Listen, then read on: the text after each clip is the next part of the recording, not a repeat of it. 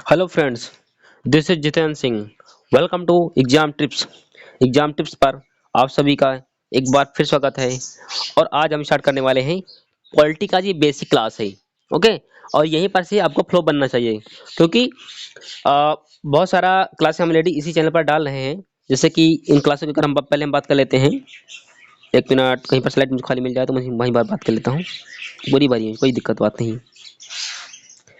एक ठीक है, इसी में कल बात कर लेते हैं। जैसे जो स्टूडेंट अगर क्लास से अगर 6 से अगर 12 तक वो विद्यार्थी है ना, अगर धीरे धीरे समझने का प्रयास करेगा तो यानी कि संविधान वो समझ जाएगा। क्योंकि देश में साक्षर होना लोग बहुत बहुत जरूरी है। क्योंकि देखो, जहां पर साक्षरता ज्यादा है ना, वही के लोग ज्यादा सुखी और संपन्न होते हैं। अगर मैं केरल की बात कर लेता हूँ ना, केरल, वहां पर लोग पढ़े हुए हैं। 98% लोग पढ़े हुए हैं, मात्र 2% लोग बिना पढ़े हुए हैं। बाकी 98.98% वहां पर लोग पढ़े हुए हैं। तभी वहां पर साक्षरता और वहां की समृद्धि ज्यादा है। फिर अगर हम बात कर लेते हैं, जो student R O R O, इसके साथ साथ एसएससी जीडी जीडी और यूपी ट्रिपल एस सी, इसको बोलते हैं यूपी पेट। ओके। अगर कहीं पर आप ये पढ़ेंगे ना, तो ये आपकी मेहनत कहीं ना कहीं बर्बाद नहीं जाएगी। क्योंकि ये बहुत सारा एग्जाम में पूछा जाता है। और संविधान ऐसा कोई पेपर नहीं है, कोई एग्जाम नहीं है जहां पर इस चीज को ना पूछा जाता। ओके। तो जैसे एक परीक्षा और है आपकी प्रदेश में, जैसे यूपी टेट आपका जाता है, यूपी टीईटी और सुपर टेट। तो अगर इन सभी में ये और बहुत सारी तैयारी होती है, जैसे कि रेलवे, बैंकिंग और बहुत सारी तैयारियां हैं, अगर आप कर रहे हैं तो हमारी ये वीडियो आपके लिए बहुत महत्वपूर्ण है। क्योंकि आपको इसमें बेस्ट कंटेंट दिया जा रहा है। ओके। और इस स्लाइड में आपको कहीं पर भी एक भी वर्ड एक्स्ट्रा आप लोगों को देखने के लिए नहीं मिलेगा। इसीलिए आप हमारे चैनल को सब्सक्राइब करके बेल आइकन को ऑल प्रेस प्रेस कर लीजिए, ताकि मेरे द्वारा अगर कोई भी सूचना अगर आप तक पहुंचानी हो तो आप तक पहुंच सके। इसका notification, R O and A R O का नोटिफिकेशन कल तक जारी हो जाएगा। उसका एक प्रॉपर वीडियो बना दिया जाएगा। ओके। इसीलिए इस क्लास की अगर लास्ट तक अगर वॉच करेंगे, बने रहेंगे, तो यानी कि जो आज हमारी बेसिक क्लास है, आपके सारे डाउट्स क्लियर हो जाएंगे। ओके। तो हम स्टार्ट करने वाले हैं इंडियन पॉलिटी कॉन्स्टिट्यूशन। ओके। आज हम बात करने वाले हैं केवल राज्य और उसकी तत्व के, राज्य और उसके तत्व।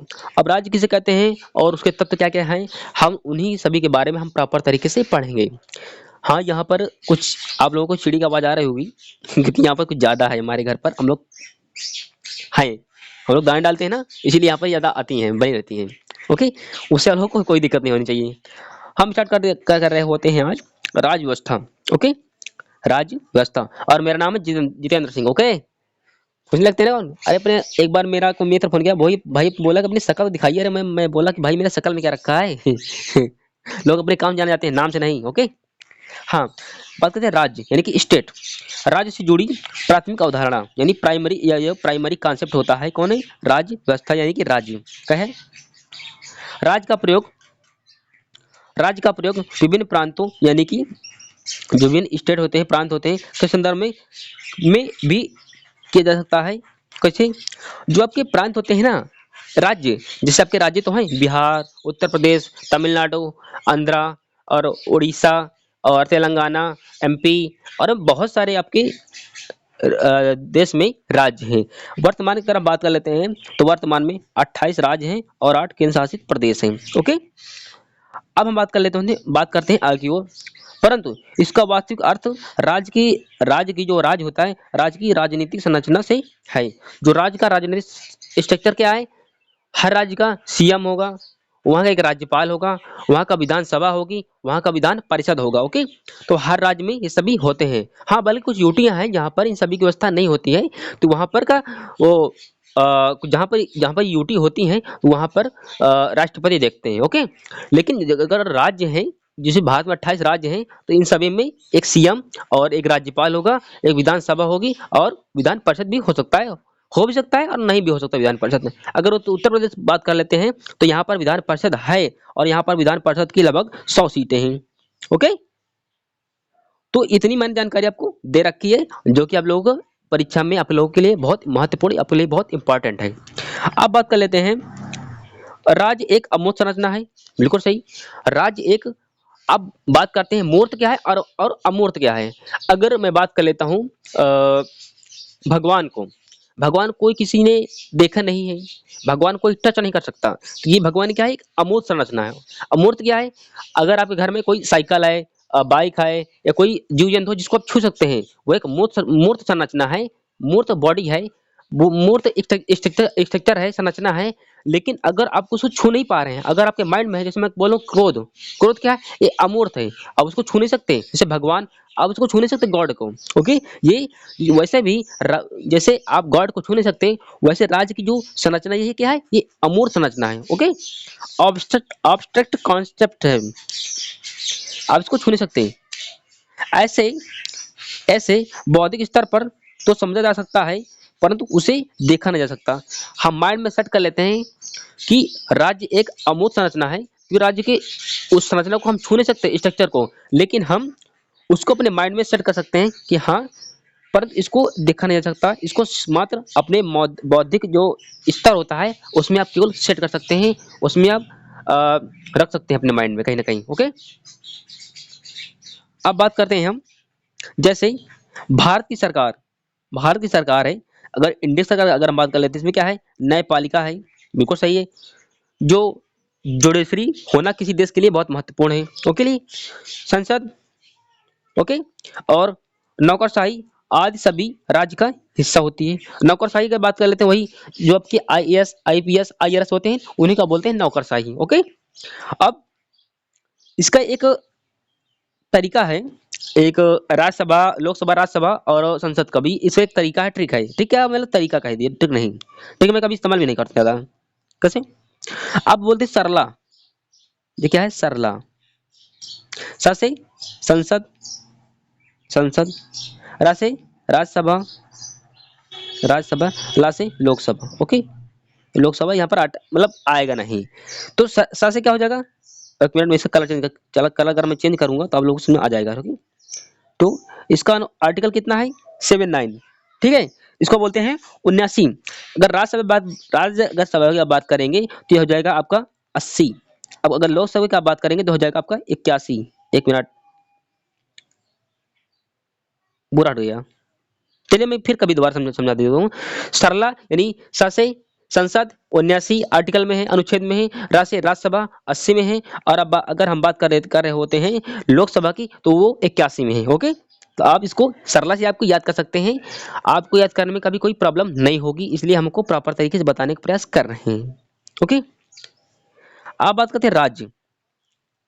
अगर हम राज्य की बात कर लेते हैं, बात करते हैं, तो क्या है राज्य, पार्ट थर्ड यानी कि जो भाग 3 है, राज्य की परिभाषा का उल्लेख है, और आर्टिकल 12 में है, यानी अनुच्छेद 12 में है। ओके, उसी प्रकार जो पार्ट 6 है यानी कि भाग 6 है, उसमें भी राज्य की परिभाषा का वर्णन किया गया है, और ये आर्टिकल 156 में इसका बेहतर तरीके से इसमें समझाया भी गया है और रखा भी गया है।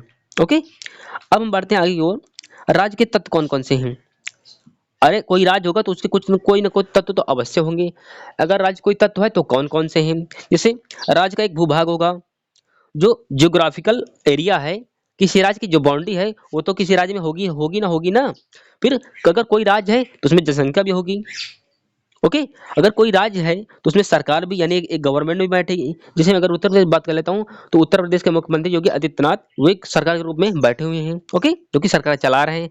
ये संप्रभुता क्या है, ये क्या है, अगर कोई एक राज्य है जिसकी आंतरिक मामलों में स्वतंत्र होती है, क्योंकि वो संप्रभुता है, वो किसी के मामले में छेड़छाड़ नहीं करती है। वो सभी होता है ना, वो लोग बोलते हैं ना कि हमको अपने से मतलब है, तो वैसे संप्रभुता का मतलब होता है कि लोग अपने से मामले में अपने आंतरिक मामलों में ही ध्यान देते हैं, किसी दूसरे के मामले में ध्यान नहीं देते, ना ही उसमें टांग को अड़ाते हैं, वैसे वो लोग बोलते सकते हैं। अब इसमें भूभाग क्या है, ऐसा एक ऐसा भौगोलिक प्रदेश होना चाहिए जिस पर उस राज्य की सरकार राजनीतिक मतलब राजनीतिक किया जाए। यानी भूभाग, अगर कोई राज्य का सीमा है तो कहीं पर अगर भूभाग है तो ऐसा होना चाहिए कि जिस पर राज्य की सरकार है अ, राजनीति किया जा सके, यानी राजनीति की जा सके।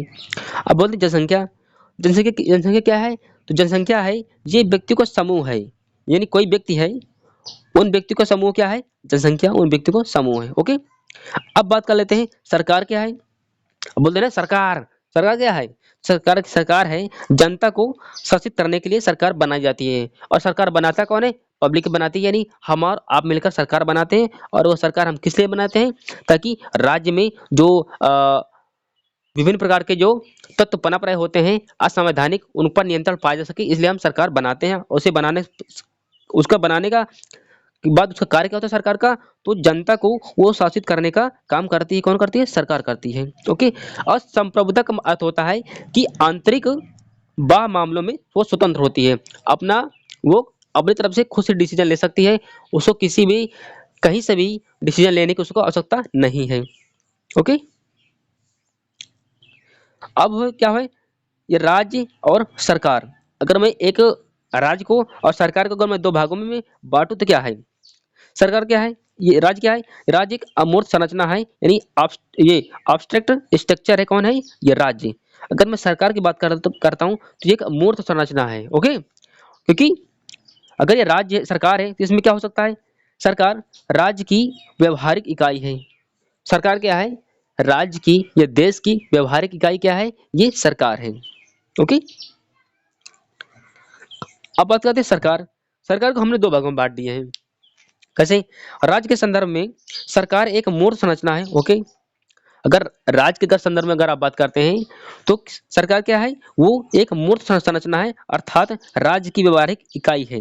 ओके, अगर आप बात करेंगे कि सरकार सरकार स्वयं में एक अमूर्त संरचना है, राज्य के संदर्भ में आप क्या है, ये मूर्त संरचना है, क्योंकि राज्य की एक व्यवहारिक इकाई होती है, क्योंकि हर राज्य का एक मुख्यमंत्री होता है, हर राज्य का एक राज्यपाल होता है, हर राज्य में एक विधानसभा होती है, विधान परिषद होता है, और वहाँ का जो प्रशासनिक एक इकाई होती है। इसीलिए एक राज्य एक मूर्त संरचना है, वो कहाँ पर, राज्य के संदर्भ में। और राज्य की व्यवहारिक इकाई क्या है, तो ये राज्य की व्यवहारिक इकाई है। ओके, अब बात करते हैं सरकार। सरकार स्वयं में एक अमूर्त संरचना है, सरकार कोई सरकार कोई छू थो नहीं सकता है भाई, सरकार को तो आदमी चलाते हैं ना। ओके, अब बात करते हैं संविधान। एक मिनट, हाँ, संविधान क्या है, संविधान यानी कि कॉन्स्टिट्यूशन। ठीक है, संविधान का अगर आप सन विच्छेद करेंगे तो सम धन विधान। अब जो सन में जो आगे ये लिखा है बिंदी, ये आपका माँ में परिवर्तित हो जाता है, ये आदेश को माँ बोलते हैं, और प्लस विधान, विधान आपको हो जाएगा संविधान। ओके, अब क्या इसमें है, सम का अर्थ होता है समान, और विधान का मतलब होता है कानून, यानी सभी के लिए समान कानून, वही क्या है, संविधान। तो आपको प्रॉपर तरीके से समझा जा रहा है। इतना जो कंटेंट आपको दिया जा रहा है 1 से 1.5 घंटे कंटेंट है, और आपको प्रॉपर बेहतर तरीके से आप लोगों को दिया जा रहा है। अब बात कर लेते हैं कि संविधान वह वैधानिक यानी कि लीगल डॉक्यूमेंट्स है, यानी लीगल दस्तावेज है, जिसमें शासन के उन मूलभूत सिद्धांतों का वर्णन होता है। बिल्कुल सही बात है, जिसके अनुरूप यानी जिसके स्वरूप या अनुरूप उस देश की जनता शासित होती है। बिल्कुल, अगर कहीं पर आप जा रहे हैं, अगर कोई आपको कोई बाइक आपको कोई पकड़ ले, कौन होते हैं वो जो कि चेकिंग कर रहे होते हैं, उनको बोलते हैं। तो आप बोलते हैं ना कि तुमने संविधान नहीं पढ़ा, तुमने हमारी बाइक से तुमने चाबी कैसे खींच ली, कैसे तुमने निकाली, ये अधिकार तुमको किसने दे रखा है। यानी आप अगर संविधान पढ़ेंगे तो आप उससे सवाल कर पाएंगे। ओके, ये आपके अधिकार हैं, ये अधिकार किसी से आपको कोई अधिकार आपसे छीन नहीं सकता, ये अधिकार। ओके, इसीलिए हर व्यक्ति को कुछ न कुछ उसको संविधान आना चाहिए। ओके, हम बढ़ते हैं आगे की ओर, और 8 अभी मैं इस वीडियो को लगभग खत्म करूंगा, क्योंकि स्लाइड इसकी थोड़ी बड़ी हो जाए, और बहुत जल्द हम पढ़ेंगे संविधान या लिखित। जो संविधान हमारा है वो लिखित भी है और अलिखित भी है। तो कल हम यहीं से अपने क्लास स्टार्ट करेंगे, यहीं से। और हमारे पढ़ाने के तरीके में आपको क्या अच्छा लगा, क्या खराब लगा, आप इस वीडियो को लाइक कर पाएंगे तो हमारे लिए अच्छा है, और चैनल को अगर सब्सक्राइब करेंगे तो हमारे से हौसला बढ़ेगा। इसके साथ साथ इस वीडियो को जितना हो सके आप अपने फेसबुक, यूट्यूब और बहुत सारे जो इंस्टाग्राम बहुत सारे होते हैं, आप उनको शेयर कर सकते हैं। क्योंकि एक शिष्य ने अपना अंगूठा एक आचार्य के लिए दान कर दिया था एकलव्य ने, और आप उसी अंगूठे से आपको लाइक करने में आपको दिक्कत हो रही है। ओके, तो ऐसा नहीं है, सभी लोग ऐसा नहीं होते हैं, लेकिन जितना हो सके इस वीडियो को आप शेयर करिए, वो हमारे लिए बहुत महत्वपूर्ण है, आपका ये एक छोटा सा एक शेयर। ओके, तो धन्यवाद। हम वीडियो को यहीं पर खत्म करते हैं, मिलेंगे हम नेक्स्ट वीडियो में। इसके लिए वंदे मातरम, धन्यवाद।